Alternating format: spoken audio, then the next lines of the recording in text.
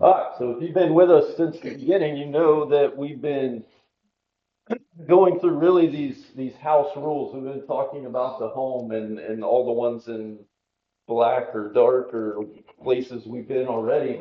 And today we're going to talk about what I think I was telling Drew that I think that this one here today is probably the most challenging. I mentioned to you guys that we're kind of moving away from the place that is where we're only talking about like the home, and now we're talking about the most important person in the house.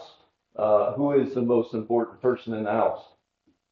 Me, okay? Not that I'm the most important, but I'm the only person that I can truly control. And so we're trying to tackle all of these from that place. Now, I'm going to start with a question here, and it may be a question that for you, as you think about your answer to this question, it may be a little hard to swallow.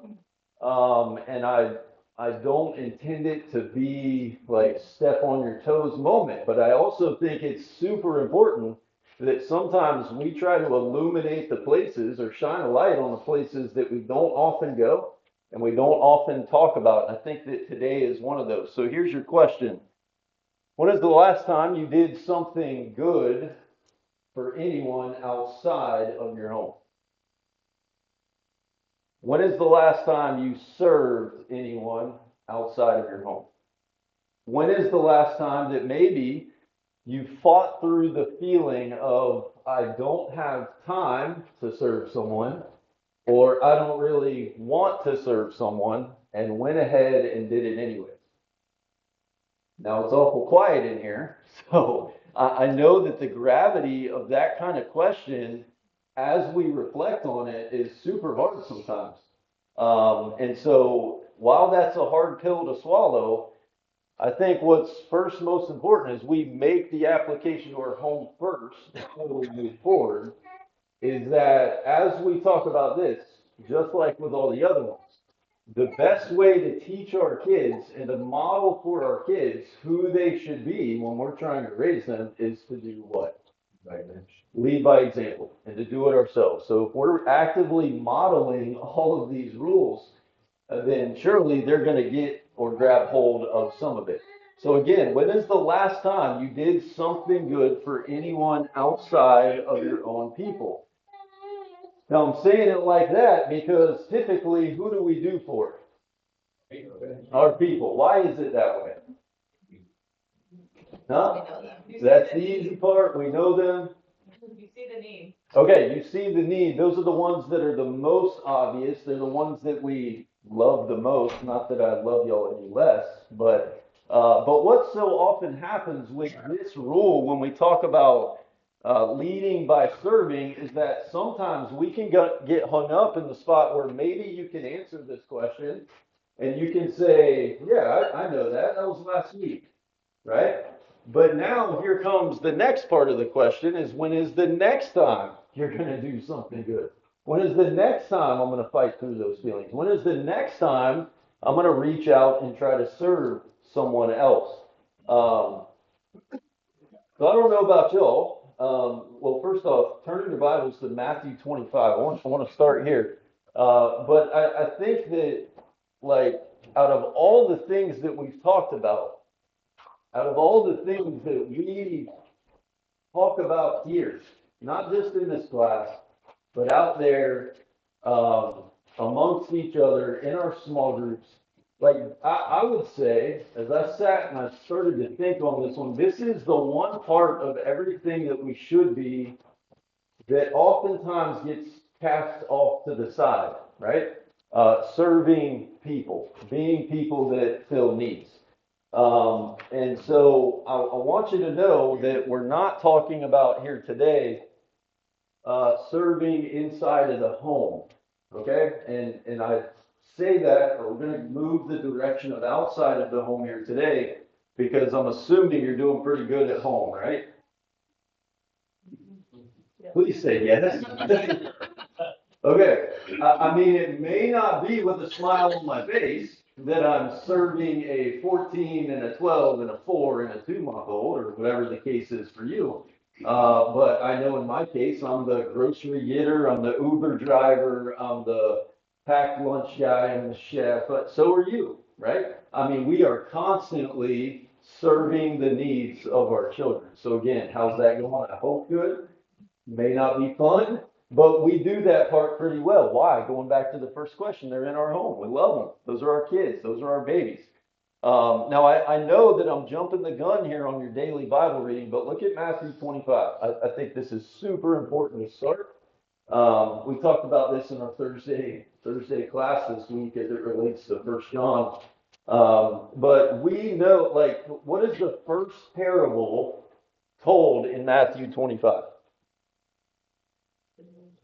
Parable of the ten virgins. And what is that parable all about, really? Well, if you look at verse 13, what does it have to do with? What is Jesus trying to teach through this parable? Look at verse 13. Okay, preparation and being ready for when? The opportunity. Yeah, okay, so when he comes back, I need to be on the alert, I need to be ready, I need to be making preparations. And he talks about oil there. Then the next parable is what? Parable of the talents. We know that one really well. Who's the donkey of the story? The guy that was given one, and he goes out and he buries it and he sits on it, right? Now, if you had to sum up that parable in just a few short words, how would you summarize that parable?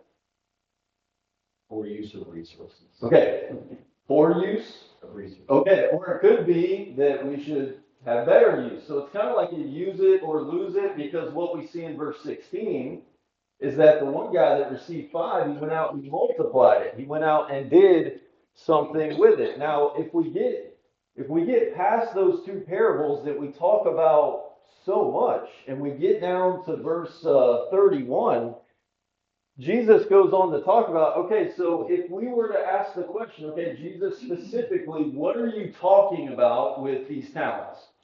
What do those even mean? What do they entail? As we go back to the parable of the virgins, what is the oil? What should I be doing while I'm here? Well, he starts to answer that beginning here in verse 31. He says, when the Son of Man comes in glory and all the angels with him, then he will sit on his glorious throne. All the nations will be gathered before him. He will separate them from one another, as a shepherd separates sheep from the goats. He will put the sheep on his right and the goats on his left. Now, what side do we want to be on? I want to be on the right, please. I want to be on the good side. But again, it's like, okay, Jesus, what are you actually talking about? Tell us what you're talking about. What do we need to be doing here to make preparations and to get ready and to be on the alert? Look at the next part. Then the king will say to those on his right, verse 34, come, you who are blessed of my Father, inherit the kingdom prepared for you from the foundation of the world. And why? For I was hungry, you gave me something to eat. I was thirsty, you gave me something to drink. I was a stranger, you invited me in. I was naked, and you clothed me. It goes on and on and on and on. They even ask the question, "Hey, when did we see you sick? When did we see you in prison?" He says, well, as much as you did it for the least of these that were in need, you did it for me. But look at the other side of this. Verse 41. Then he will say to those on his left, depart from me, accursed ones, into the eternal fire, which has been prepared for the devil and his angels. I was hungry, and you gave me nothing to eat. I was thirsty, you gave me nothing to drink. On and on and on. I think that, my reason for starting this way, like, I know the parable of the ten virgins. I know the parable of the talents. I know those things, but what is the real application? Like, when he comes back, there's going to be a separation based on tangible things that I've actually done in my service, just to you guys, just to my kids, just to my family. No, it's everyone. And so again, I think there comes a point in time in our service where we've got to attach something tangible, and that's what we're talking about here today. So let me ask you here, what if Jesus is for real when he says this? I mean, you know he's for real. So let's just play the what if game. What if he's being for real when he says this? And it's not just all these other things that we talk about. It's not just my faith. It's not just this and that and the other that we talk about so oftentimes. Do you have any comment there? Anything you want to add? Getting too serious in here, and I'm sorry. I knew it would go that way.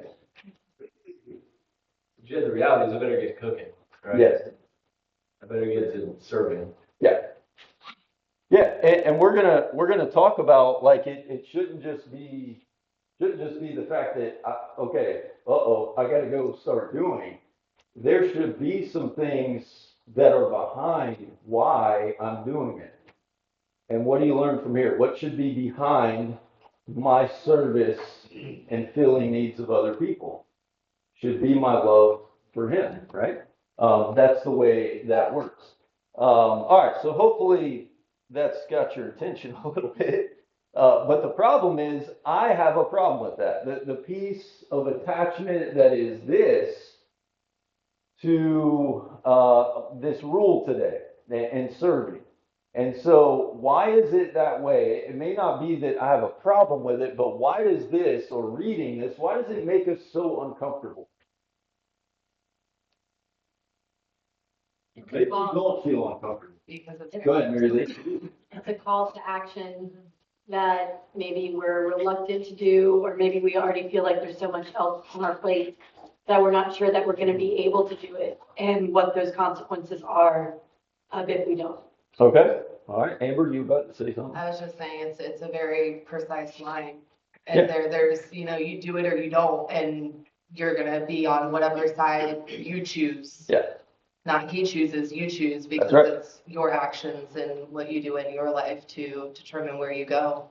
Very good. So I don't know, it's so easy to concern myself with my people. And it's easy to do that because my people are busy. Yours too? We got a lot going on. I'm an Uber driver, I'm chef, I know you are too. There's a lot that goes into it. It's super hard to shift my mind away from constantly serving everyone in my house and at least trying to get outside of the home. And it's even harder to teach our kids when we're constantly only in service of them. But what's the best way to teach them? Yeah, to show them, to bring them along, to do it with us, or to do it for themselves, right? Now, I think the next best place to go is, I'm just going to be real with y'all. This is something that's very real. We've had several, I would say, over the course of me being here full time that have left. And have left. And a lot of the reason why I would say fits under this rule and this category more than anything else. And I say that based on the things that they've said. I'm going to show you that here in a second. But I think it's a really dangerous place as we look at our first point about giving instead of getting. Now, before I show you those things that I've heard said before, like, tell me, what is in our society? What is in our culture today? Is it the idea of giving instead of getting? Okay, so what does it actually sound like? I'm going to get mine. Okay, I'm going to get mine. I'm going to do me. I want more and more and more. It's better to receive than it is to give. So this is, again, not only is this hard, but this is counterculture to everything that we see in the world today. Turn your Bibles to Matthew 20, just a few pages back. And as you're turning there, like, we know the piece that is counterculture. I mean, super easy. Let this one roll off your tongue here real quick. Acts chapter 10, Acts 20, verse 35. It's more blessed to give than to receive. You know that in here. You know that. But then the world says something else. This goes all the way back to week one, where we let the world dictate and kind of filter into what goes on in the home. Again, very dangerous. So here are some of those quotes, and I mean no attack on anyone. And some of these are very real or semi-real, and I'm not saying they're bad to say, but at the same time, when we look at Scripture, when I see Jesus, tell me if any of those are legit. Tell me if any of these are valid. I mean, I can't pour from an empty cup. Did he? All the time. All the time. I mean, to the point that he completely emptied himself. But when was that? When he was walking the earth? I mean, I would say the only time that his cup was full was right before he started, maybe. Right? After that, it was constant people in need. I need this, I need that. And he gave and he gave. I cannot continue to pour into others and not get anything in return. Does that not defeat the whole purpose of giving in the first place? Have you seen that in your daily Bible reading? Yeah. I mean, I can't, it's not, I give to others so I get something in return. I'm giving to others expecting nothing in return. And then the last piece we'll talk about in a minute, I mean, specific to this local group, Central doesn't give us enough opportunities to go out and to serve. So we'll talk about that in a second. But when it comes to all these statements, although for a moment they might be semi-true, guess where the finger cannot point? What? At anybody else. At anybody else. It can't point at the church. It can't point at the elders. It can't point at the people that I'm trying to serve. Who does it need to point to? It's got to point to me. I'm the one with the responsibility to go out and to serve. And so, besides the obvious part that is Jesus saying, don't give in such a way so as to get something back in return, I think Matthew 20, you guys read this if you're following in our daily Bible reading. I think it's a really important reminder. You have James and John, and if you read it, what is it that they want? What do they want to get? What? Huh? Okay, best seat. They want to, here it is in verse 21. I think the same story is told in Mark 10, so you're going to read it again. But command that in your kingdom these two sons of mine may sit one on your right and one on your left. So these two guys are after getting something that no one else has, right? It's better to receive and to get than it is to give. And what's super interesting, I'm not going to read through all of this, but what's so cool about this story here is to see Jesus flip it from, okay, that's your attitude. You're wanting to get, you're wanting to receive. Well, watch this. Look at what he talks about by the end of it. I'll start in verse 25, just with his words. You know that the rulers of the Gentiles lord it over them, their great men exercise authority over them. It is not this way among you, but whoever wishes to become great among you shall be what? Shall be your servant. And whoever wishes to be first among you, you shall be your slave. Just as the Son of Man did not come to be served, but to serve, and to give his life a ransom for many. Again, I don't know how you feel right there, but I know that I missed the mark. Because I'm here so that people can serve me. That's the way that we think sometimes, instead of flipped upside down. So let me ask you the same thing I asked you with Matthew 25. What if Jesus is for real? What if Jesus is telling the truth right there when he says that? What do you got there? Any comments? Chad, I think one of the hardest things culturally for us to get over, like especially in the country we live in, is we tell ourselves a lot when we see people that are in need that they are in that position because they deserve it or because they chose it. Sometimes that is true. But what Jesus is saying is, it doesn't matter. Yeah. His point here is, it doesn't matter if they're there because of choices they made. It doesn't matter if they're there because of choices that someone else made for them, right? Yeah. But it is our obligation to serve regardless of that. And it's our obligation to kick that mindset out of our mind as well. Yeah, so can you think of any examples where someone was caught in the worst of sins, and Jesus said, well, forget you chose that. I think the first one that comes to my mind, the woman caught in adultery and thrown down right at his feet. And what does he say there? You chose that bed. You got to sleep in that. No, is that what happens? No. So I think you're right, Drew. I mean, we've got to get into a habit of trying to move away from that. As you go back to James and John, it may not be that I'm wanting to be the top dog necessarily in the same way they were, but don't we, in some way, shape, or form, through how much money I make, or what I drive, or how I dress, or you could go a number of different directions with that. Is that what I'm striving for, to be the top dog, or am I willing to humble myself and be the lowest? Again, that's counterculture. Now, going with what Drew said, living within the confines of our society, sometimes in our homes, it's give and receive. And so when it comes time for us to actually give, or when these opportunities come for us to actually serve, let's just be super real here, okay? And I can edit this part out of your video, out of the video if we need to. But what is the first thing that runs through our mind? Being our age and having all of the things that we have on our plate, what is the first thing that comes to your mind when it comes to seeing a need and an opportunity to serve that you have to fight through? Like, let's get rid of it.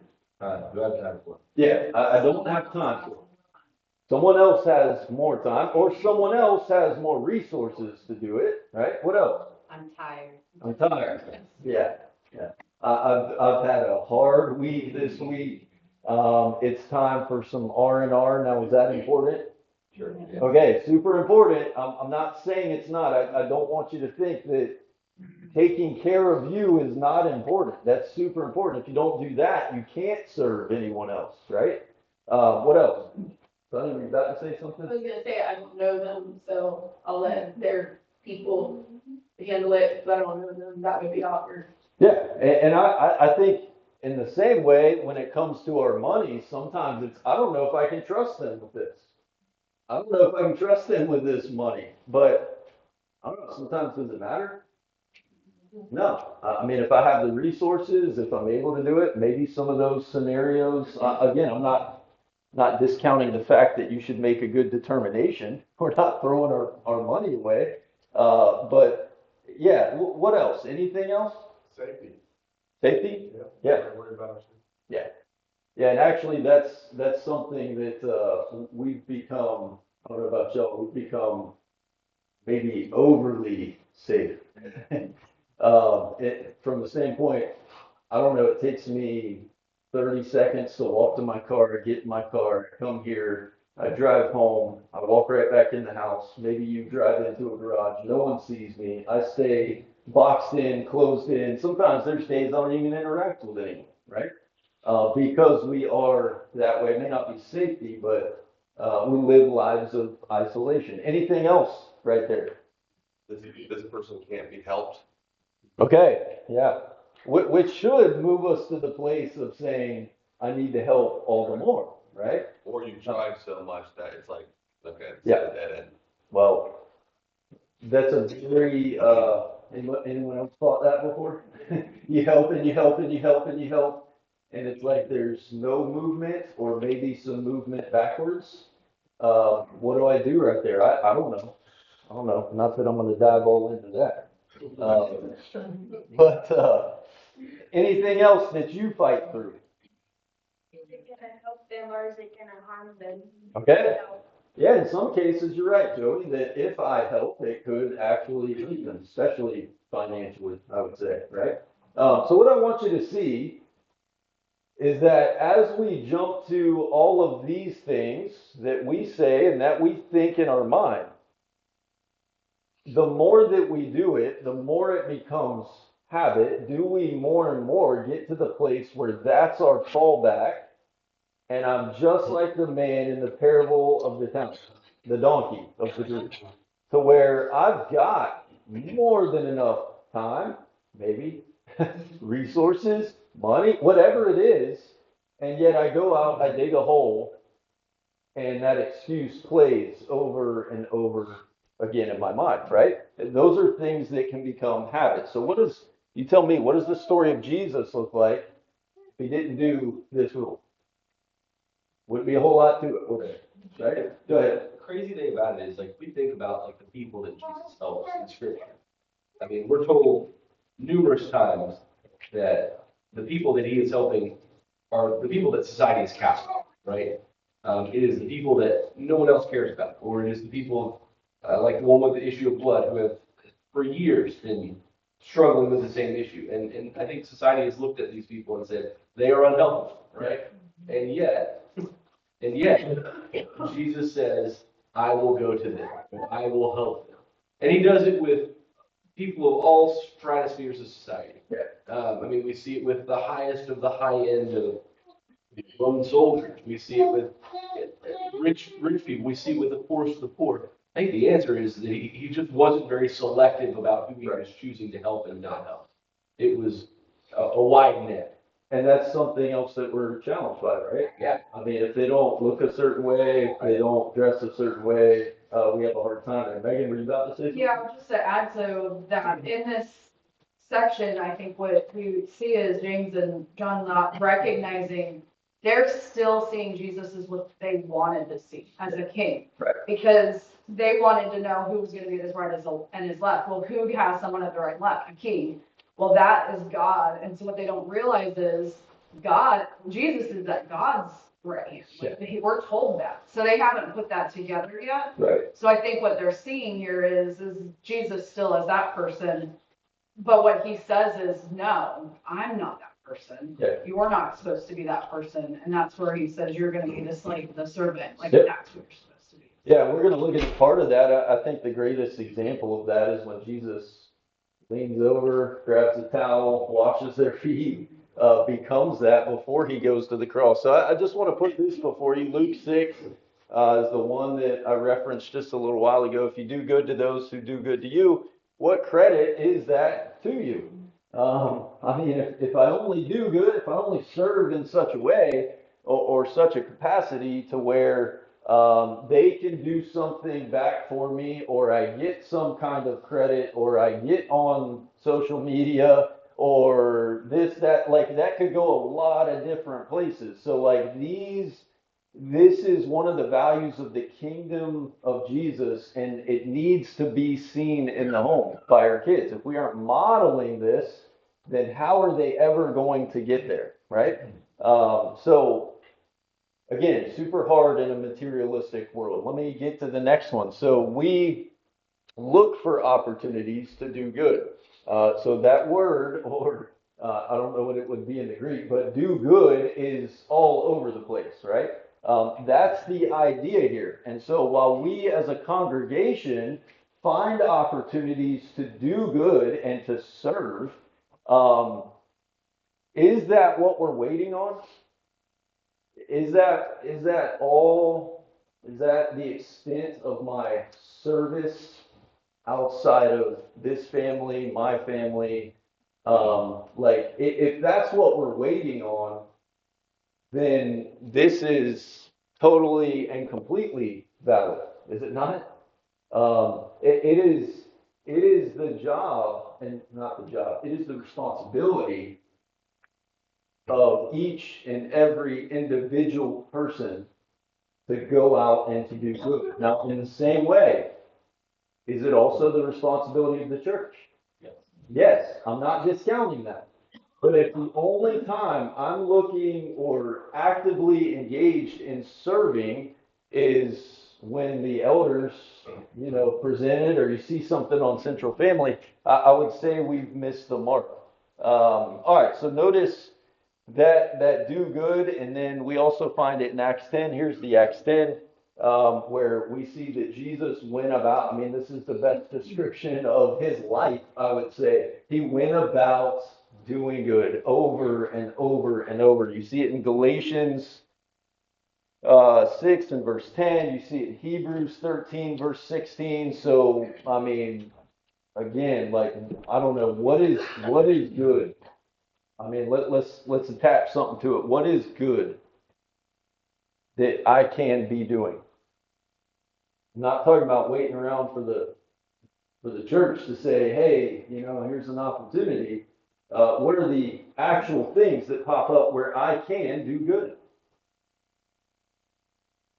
I would say interfaith stays pretty needy, Mm-hmm. right? Callie could probably tell you that as well. Although she Yeah. Yeah, like, I don't know, food. Yeah. Sometimes, I mean, I hate to say it, but it requires this. Yeah. And what's really important, I think, for us to understand, I'm talking to myself too, is like we live in a society where we brag about, I don't know, being busy, staying busy, and doing all these other things.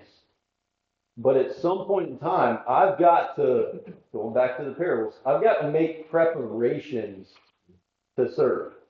And what does that look like? I've got to set aside some time to do it. Maybe in this case, I've got to set aside or plan some days for me to do it financially if I'm able. And I do also want you to know, I don't think what we're talking about here with money is that, you know, some of us, I'm just going to be real, think that the extent of my serving is dropping a 50 in the collection plate on Sunday. I mean, while that's good, that's a part of what we should do. Is that the doing good part that, like that's it? You know what I mean? So I think we're challenged by that. We can get in the habit of saying, okay, well, I gave Sunday, and so now I'm out, right? Elders, y'all take care of the rest. Y'all send it where it should go, and I'm clumped into that, and you are. But there's these other opportunities that are out there. Now, just one little reminder before we move on, just in case you feel like, go to Matthew 6.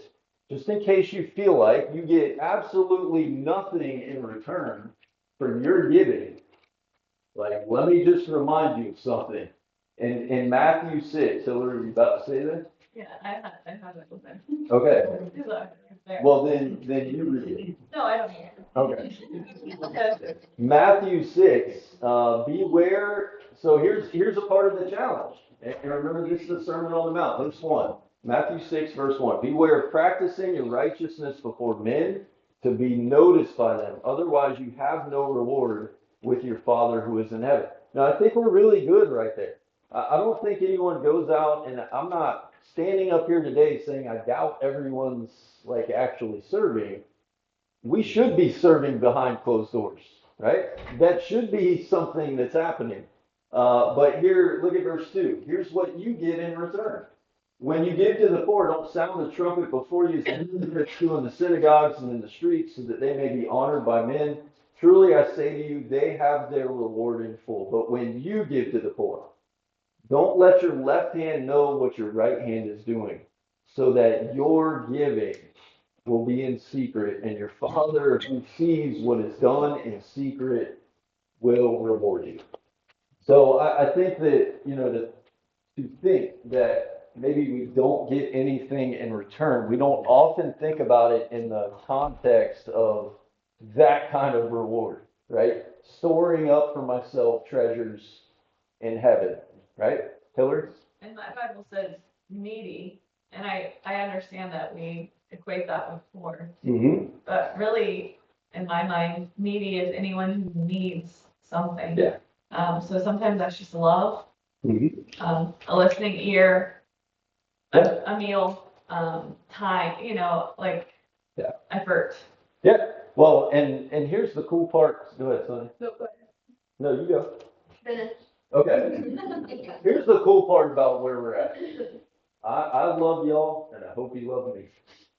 And that when you see a need and you can't fill it, but you think that I can, I hope you feel good enough about calling me and at least saying, yeah, I can do that. No, I can't. Call the chase. Right? I mean, to where we're that interconnected here in serving other people to where, yeah, I mean, it's a me thing, but if I can't fill it, man, can I lean on Drew and Megan?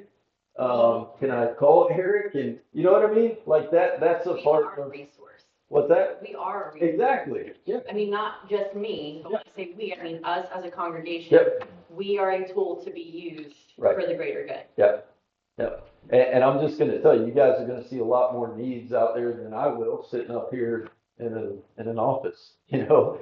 So, all right, Sonny, were you I gonna? was gonna say that I've become conscious that, it's not really that conscious thought of, do I have time or whatever, it's hearing what people say and taking a moment to recognize a need. So, and not being so quick to move past needs. That's what I notice about myself, is, to take that moment, just a very quick example, but, you know, my father-in-law, now I'm in a nursing home, my mother-in-law goes every day and sits with him. A person at this church showed up the other day with 2 chocolate milks because they've had a conversation about loving chocolate milk and 2 warm cookies and gave her one and sat with her. I'm gonna tell you, like, who thinks of that? Yeah. Like, that's where I was with that. Like, he had that thought. We've had this conversation about chocolate milk. I'm gonna go sit with her, and I'm gonna tell you, it changed her day, her week, and it's happened more than once. Like, So, a chocolate milk break, but it just made me sad that do I think that deeply? Yeah. When somebody, you know, I made this connection, we like chocolate milk. Now, she needs somebody, and I have that thought. Yeah. I was just like, that's Jesus level right Yeah. there. well, and I That's think Jesus. I think what's even cooler about that is like to go back to maybe some of the excuses that we fight through. Oftentimes that's too big. That's too big of a thing for me to do this. Sometimes it's the very small pieces of what I can give. It may not be all that they need, but is it reaching that place where it does something and you get some movement in that direction? Amber, were you going to say something? I was just going to say, going back to the comment of waiting for the church to provide opportunity, and the thought popped inside my head, who is the church? I'm the church. Yeah. You're the Mhm. church. Drew's Yep. the church. Sonny's the church. We are the church. Amen. So what opportunity are we waiting for the church Yeah. to give us when we are the church? We Yeah. need to seek the opportunity. Amen. We need to look for the opportunity. And like you said, even if we can't help, just like my friend for Christmas this last year, Yeah. I could not financially help her as I have in the past, but I reached out to my community, and she had so many gifts for her children this year that she was able to give a handful of those to another Someone person else. in Yeah. need. Yeah. And that caused such a change in her Yeah. that she didn't feel useless. She felt like she could do something for someone else. Yeah. And it's just, that popped up in my Yeah. head, like, who is the church? Preach it. Preach it. There you go. I mean, same lines as long as what they're saying, but I don't ever see where Jesus had to seek an opportunity to help somebody. Yeah.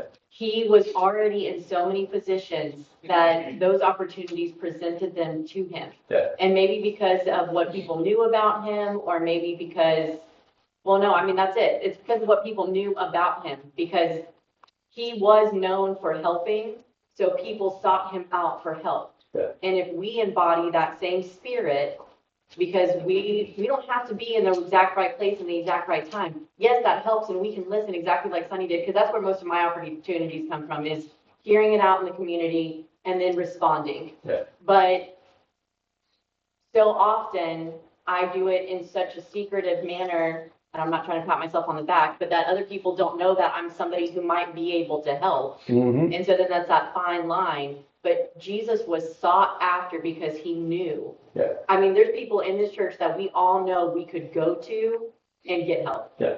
And I feel like that's where I need to do better, is to be present enough so that I am one of those people that's sought after to get help. It's also the greatest fear of mine, because what if I can't live up to that? Yeah. You know, I'm like, oh no, Yeah, nobody you else are. wants me for anything, but we need to be that person. Great. And making sure you're present enough in the moment to hear that, like Sonny was saying, right? Yeah. To be so busy on what we've got going on Yeah. that we don't take that time to, and if you're going to give somebody that time, truly give them that time. Yeah. You know, if even if it is 15 or 20 minutes, don't take that 15 or 20 minutes and check the phone 5 times while you're having that conversation, have other things on your mind. Well, Focus on them and at that moment. and that's Jesus. Drew brought up the bleeding woman. You remember what was going on when that lady came up? And it's like, shoop.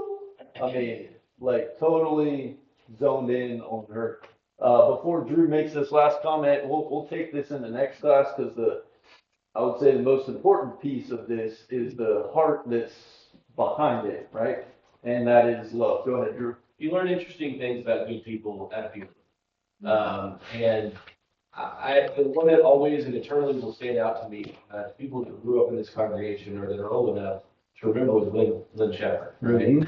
And the stories that were whispered at his funeral, right? About the things that he did that nobody ever knew. Yeah. Paying somebody's rent, took care of a gas bill or a light bill, like, and didn't want anybody to ever know, right? You know, you knew that Mr. Glenn did some things for people. You know, you just knew that he did it because you just knew, right? But the stories that were told following his funeral were a testament to a man who believed like that. Yeah. That is cool. Yep.